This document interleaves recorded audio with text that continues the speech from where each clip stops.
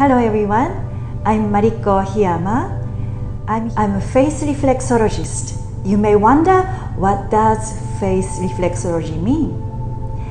Face reflexology is one technique that can help you improve your health and emotional conditions. Using my hands, I touch people's face and I listen to your health, emotional conditions. And after touching, I make a program which will suit you in order to improve your conditions.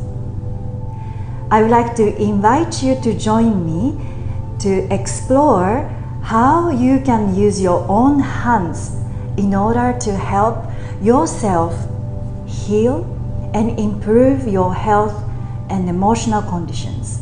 And once you learn how to do it, you can use this technique anywhere, whenever.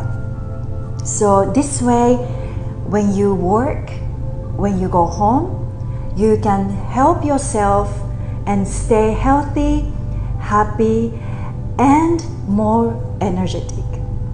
So join me this workshop. I will be very happy to share all my knowledge, experiences to help you be happier.